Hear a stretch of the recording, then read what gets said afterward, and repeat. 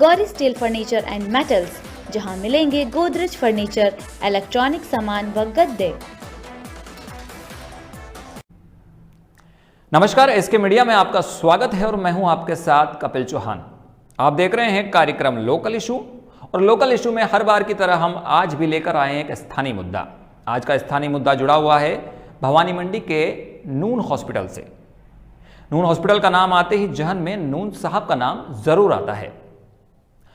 नून साहब वो शख्सियत हैं जिन्होंने आज से कई सालों पहले एक सपना देखा था कि नून हॉस्पिटल की स्थापना कर उनकी मातृभूमि से जुड़े हुए लोगों को चिकित्सा सुविधाएं रियायती दरों पर बेहतर सुविधाएं उपलब्ध करा सके। लेकिन क्या आज के दौर में उनका यह सपना धरातल पर पूरा हो रहा है या नहीं? इन सभी सवालों के जवाब जानने के लिए हमने बात की स्थानीय लोगों से। तो आइए देखते हैं स्थानीय लोगों की ही जुबानी कि क्या हो पाया नून साहब का सपना पूरा।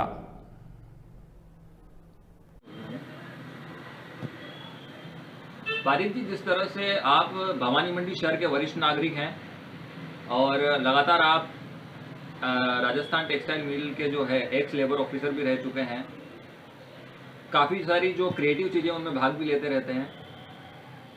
नून हॉस्पिटल जो नून साहब का एक सपना था कि यहाँ पर जो उनकी मातृभूमि पर रहने वाले जो लोग हैं उनको रियायती दरों पर जो है स्वास्थ्य सेवाओं में बेहतर चिकित्सा सेवाएं मिले। क्या लगता है उनका सपना है पूरा हो रहा है? मैं भवानी मंडी में लगभग 60 वर्षों से रह रहा हूँ और जिस जगह रहता हूँ तो मेरे मकान के चारों तरफ लगभग 10 अस्पताल कुकुर मुत्ते की तरह उठे हुए हैं। जिस वक्त मैंने सुना कि सरकार ने एक सरकारी ज़मीन नून साहब को मुहैया करवाई है और नून साहब वहाँ एक बहुत बेशकीमती, बहुत शानदार, आलीशान अस्पताल बनवाने वाले हैं, तो मेरे अलावा भवानी मंडी के सारे नागरिकों को बेहद खुशी हुई थी। और जिस वक्त इसका उद्घाटन हुआ था तो नून साहब ने अपने शब्दों में ये कहा था कि ये मेरी सौगात भवानी मंडी, सुनेल, झालावाड़ के लोगों के लिए है और यहाँ मैं ऐसी चिकित्सा सुविधाएं उपलब्ध करवाना चाहता हूँ जिससे लोगों को यहाँ से बाहर नहीं जाना पड़े और सारी सुविधाएं यहाँ उपलब्ध हों। गरीबों को मुफ्त सेवा दूँ, वरिष्ठ नागरिकों को मुफ्त सेवा दूँ और इस अस्पताल को दिन दूना रात चौगुना में आगे बढ़ाने के लिए प्रयत्नशील रहूँगा। ये बात नून साहब ने उस वक्त कही थी। और नून साहब का जो सपना था वो सपना आज अधूरा ही नज़र आता है, क्योंकि मैं स्वयं एक बीमारी से पीड़ित होके अभी जनवरी 20 को नून अस्पताल में गया था। वहाँ जाकर जब मैं काउंटर पे गया तो मैंने उन्हें बताया कि मुझे डॉक्टर मालू से मिलना है। क्या डॉक्टर मालू आज आए हुए हैं? तो वहाँ जो रिसेप्शनिस्ट बैठी थी लड़की, उसने कहा हाँ मालू साहब आए हुए हैं। तो मैंने उनको बताया कि भाई मुझे उनसे मिलना है। तो उसने कहा कि आप फार्म भरवा दीजिए, आपका नाम क्या है, उम्र क्या है, मोबाइल नंबर क्या है, ये सब चीज़ें मैंने उनको बताई। बताने के बाद उस लड़के ने कहा कि आप 300 रुपये जमा करा दीजिए। तो मुझे ये सुन के एकदम आश्चर्य हुआ कि 300 रुपये किस बात के मांग रहे हैं, जबकि नून हॉस्पिटल तो नून साहब ने चैरिटेबल हॉस्पिटल के रूप में शुरू किया था, जिसमें फ्री सेवाएं देने का वादा किया था, फ्री दवाएं देने का वादा किया था, गरीबों और वरिष्ठ नागरिकों को फ्री सर्विसेज देने का वादा किया था। आज ये 300 रुपये किस बात के मांग रही है? तो जब मैंने उससे ये सवाल किया भाई 300 रुपये किस बात के, तो उस लड़के ने जवाब दिया साहब ये कंसल्टेशन फ़ीस लगती है।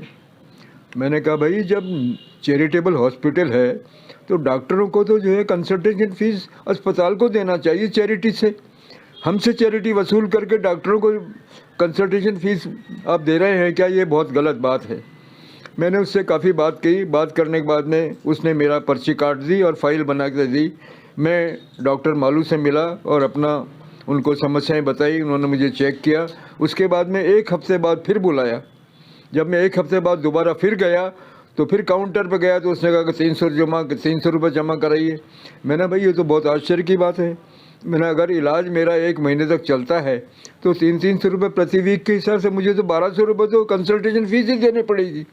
मैंने जब मेरा ये हाल है, मैं वरिष्ठ नागरिक हूँ, तो आम आदमी का क्या हाल होगा।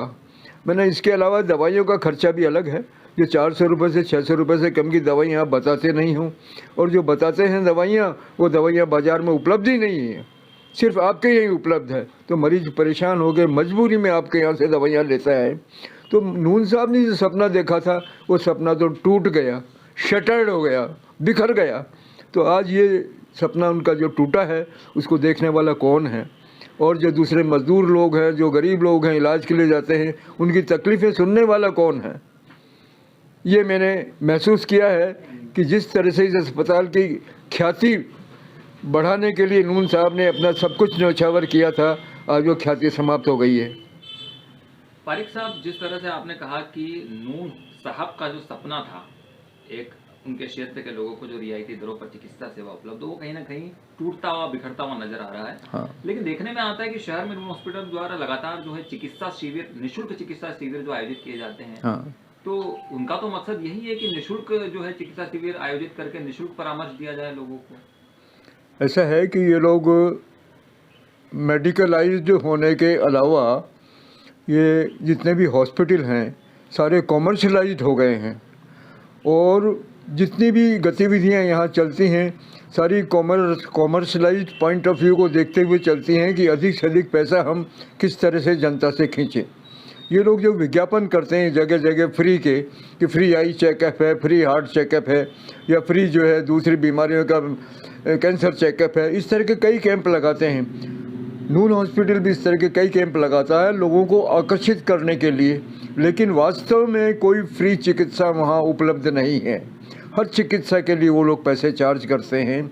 और दूसरी बात ये है कि वहाँ जो कॉमर्शलाइज्ड मैनेजमेंट बैठा हुआ है, वो वहाँ के जो डॉक्टर्स हैं, स्टाफ हैं, उनको परेशान करता है। और आज आप ये देखिए कि नून हॉस्पिटल से डॉक्टर और स्टाफ छोड़ के क्यों जा रहा है, और छोड़ के जाने के बाद में वो नून हॉस्पिटल के लिए ही नासुर बन के उसके आसपास खड़े हुए हैं, अपने खुद के हॉस्पिटल खोल रहे हैं। वो ऐसे कई स्टाफ मेंबर्स के उदाहरण आपको भवानी मंडी के आसपास नज़र आ जाएंगे, जहां उन्होंने अपने अपने क्लिनिक और हॉस्पिटल खोले हुए हैं। ये जो फ्री का जो चक्कर है, ये फ्री का चक्कर जनता को धोखा देने के लिए है। बाकी इस तरह की कोई फ्री की योजना इन लोगों के पास में नहीं है, और उनको फंसा के जो पेशेंट्स हैं अपने यहाँ बुला लेते हैं और उसके बाद में उनसे हैवी बिल बना के चार्ज करते हैं। तो ये जो है, ये नून साहब का सपना ऐसा नहीं था कि वो नून साहब कॉमर्शलाइज वे के भीतर जनता से पैसा बनाएंगे। नून साहब तो जनता से और दूसरी संस्थाओं से पैसा लेके जनता के लिए नून हॉस्पिटल में पैसा खर्च करने वाले व्यक्ति थे। वो ऐसे व्यक्ति नहीं थे कि जनता से पैसा इकट्ठा करके कमाएं। ये तो यहाँ लोगों की दूरदर्शिता नहीं है। ये लोग जो इन्होंने बिठा रखे हैं, ये लोग वो उस तरह की विचारधारा के नहीं है। बहुत गिरी हुई विचारधारा के लोग इन्होंने अपने मैनेजमेंट में बिठा रखे हैं, जो जनता को परेशान कर रहे हैं। इन लोगों को तुरंत वहाँ से हटवा के और दूसरा एडमिनिस्ट्रेटर यहाँ पे नियुक्त करना चाहिए इनको, अगर नून हॉस्पिटल का सम्मान बराबर जनता के बीच में बनाए रखना है तो। चिकित्सा सेवाओं का व्यवसायीकरण हो रहा है, मतलब कॉमर्शलाइज हो रहे हैं सब। आदमी ऐसे बैठे हुए हैं जो कॉमर्शलाइज्ड डिग्री लेके बैठे हुए हैं वहाँ पे। आरिफ साहब, नून हॉस्पिटल के प्रति जो आपका अनुभव रहा है उसको आपने अपने शब्दों में बयां किया है, लेकिन क्या आपने ये पूरे अनुभव को, जो आपका जो अनुभव रहा है नून हॉस्पिटल के प्रति, इसको हाई मैनेजमेंट तक पहुंचाने की कोशिश की है? ऐसा है कि जो कटु अनुभव जनता को या ऐसे लोगों को नून हॉस्पिटल में जाने से होते हैं, तो वो लोग एक तो क्या है कि कुछ इस वजह से कि या तो उनको अप्रोच मालूम नहीं है, या उनको उनके एड्रेसेस मालूम नहीं हैं, या फिर वो जब लोग यहाँ विज़िट करते हैं लंदन से आकर, तो उन लोगों के आसपास जो मंडली घूमती है, वो मंडली आम आदमी को उन डायरेक्टर्स और उनके मैनेजमेंट के आदमियों के पास में पहुँचने नहीं देती। और इस वजह से मैंने बहुत प्रयास करके, और जो इनकी डायरेक्टर हैं मैडम मिसेस जीनत हरनाल, उनका एड्रेस मैंने मालूम किया है ईमेल, और मैंने ये चिट्ठी उनको ईमेल करके लंदन भेजी है। इसमें सारी कहानी जो आज नून हॉस्पिटल के भीतर हो रही है, जिसकी वजह से जनता परेशान हो रही है, मैंने इसके भीतर लिख के भेजी है। अब देखना यह है कि जीनत हरनाल इस विषय के ऊपर क्या कदम उठाती हैं और किस तरह से इस हॉस्पिटल के भीतर सुधार करती हैं। तारिक साहब, हॉस्पिटल की जो ट्रस्टी है उनको तो आपने लेटर के माध्यम से अपना अनुभव साझा किया है, लेकिन क्या स्थानीय प्रशासन को भी आपने कुछ पहल की है इसके लिए? ऐसा है कि मैं किसी राजनीति से जुड़ा हुआ नहीं हूँ और न ही किसी सत्ताधारी पार्टी या विपक्षी पार्टी के पक्ष में हूँ। मैं तो निष्पक्ष व्यक्ति हूँ, लेकिन फिर भी मैं कुछ विशिष्ट लोगों के साथ में अपने व्यक्तिगत परिचय और व्यक्तिगत जान पहचान रखता हूँ और इस विषय में मैंने हमारे माननीय श्री ओम बिरला जी को कोटा में पत्र लिखा है और साथ ही साथ श्री मुख्यमंत्री जी अशोक गहलोत, जिनकी मेरे से थोड़ी बहुत पहचान है, उनको भी मैंने एक पत्र लिखकर इस अस्पताल की जो कुरीतियाँ चल रही हैं उसके बारे में जानकारी भेज दी है। अब ये देखना है कि क्या इनके ऊपर एक्शन होता है और क्या कार्रवाई होती है और क्या सुधार होता है और जनता को इससे क्या रिलीफ मिलता है, ये देखने की बात है। भरेड़े जी, आप भी शहर के वरिष्ठ नागरिकों की गिनती में आते हैं और आप लगातार जो है शहर के हित में भी काफ़ी सारे कार्य करते रहते हैं, काफ़ी सुझाव भी आप देते हैं। तो नून हॉस्पिटल जो है, नून साहब का एक सपना था कि चिकित्सा सेवाओं को भवानी मंडी के अंदर बेहतर बनाया जाए। तो क्या लगता है आपको कि वो सपना जो है आपके पॉइंट ऑफ व्यू से पूरा होता नजर आ रहा है? नून साहब का सपना तो चूर चूर हो चुका है, क्योंकि नून साहब जो चाहते थे वो चीज़ तो पब्लिक को मिल नहीं रही है। यहाँ तो जो मैनेजमेंट बैठा हुआ है, स्थानीय लोग जो अपने रिकमेंडेशन अपने सिफारिशों से लगे हुए हैं, उन लोगों ने इसको नून अस्पताल को कमर्शियल अस्पताल से भी महंगा अस्पताल बना दिया है और दिन पे दिन ये अपनी रेट बढ़ाते जा रहे हैं, कंसल्टेशन फीस बढ़ाते जा रहे हैं। 300 रुपया बेड के, इवन कोरोना के टाइम पे जिस बेड के 300 रुपये लेते थे उसके 3-3 हज़ार रुपये चार्ज किए इन्होंने।